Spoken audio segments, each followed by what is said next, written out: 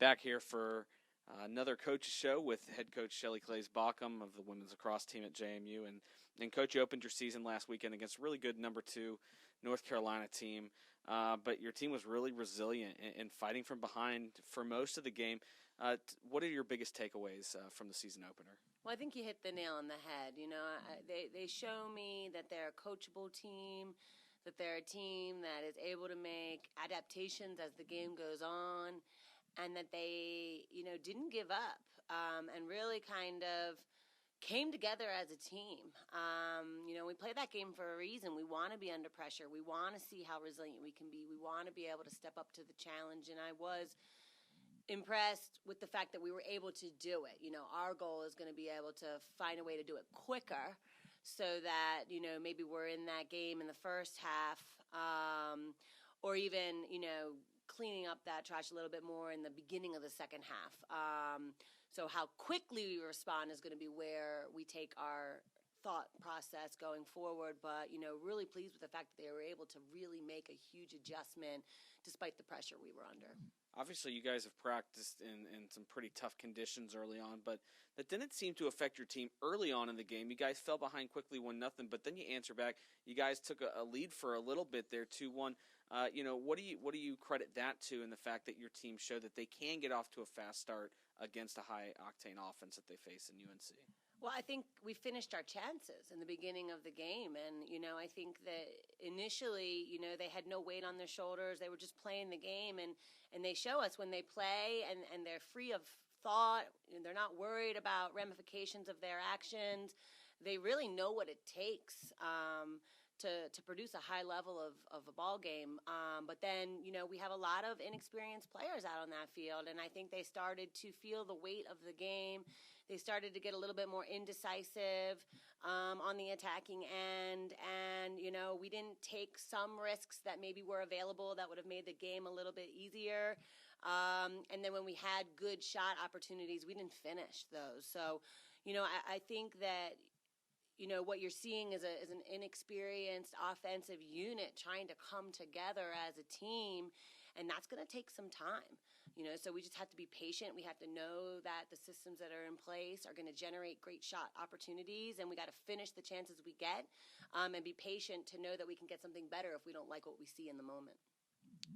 Turnover seemed to be kind of a crucial part of that first half run that UNC took, but second half you guys did a lot better job of really hanging on to possession. What were the second half adjustments the halftime adjustments that you guys talked about that you were able to see out there in the second half? Well, I think that in the first half, we actually had a lot of good chances. We didn't finish, and defense was a little soft.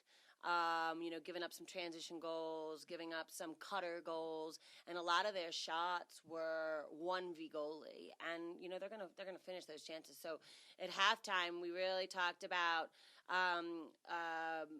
more decisiveness on the attacking end, and just trusting your thoughts. And then on the defensive end, just cleaning up every aspect of the game. So our off-ball contact, we were trying to take cutters away. We were trying to manage those numbers as a team instead of as individuals. We wanted more organization and transition defense to be able to force them into settled play. And that's what I thought we did a great job of. Where we really took our game to another level on the defensive end was coming up with ground balls in the second half of the defensive half to limit their chances on attack. And when we started to do that, we were able to give our offense a chance to have the ball on the attacking end, and I thought that they just seemed a little bit more composed. We got the right people with the ball, and things just started clicking for us. So it was really nice to see that they could pull that together. A lot of uncertainty coming into that game with Kaitlyn Martindale, but she had a pretty terrific first career game, making 10 saves, and obviously her save percentage was better than what the team's save percentage was last year.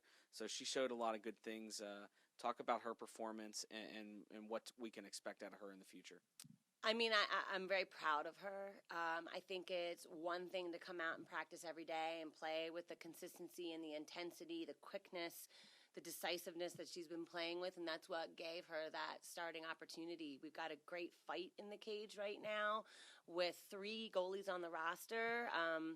And, we're excited about that push. But Kaitlyn has been showing tremendous consistency in practice, and to see her be able to turn it around on game day is really exciting for the program. She's got so much natural talent. She's somebody who is still fresh. She didn't play club lacrosse like a lot of our athletes. Most, if not all, of our athletes have really committed to the sport early on. She was more of a multi-sport athlete that, showed up at camp in her senior summer, and we thought she was great. So we took her on. She's been very coachable. She's very hardworking, and she's probably one of the most athletic goalies I've ever coached. And there's a lot to be said for that, because I've been coaching a long time, and I've had access to a lot of high-quality goalies, including Skylar Healy. So I think that's a huge compliment for her, and now we just kind of work with it and we grow with it. There's really no pressure on her. There's no expectations of her. She just needs to go out there and do what she's capable of doing. So you guys have a 12-day break in between games, obviously the longest one of the entire season for your program. Talk about what are you guys working on this week, and how do you prepare for an opponent that's going to have 4 or 5 games in between your off time?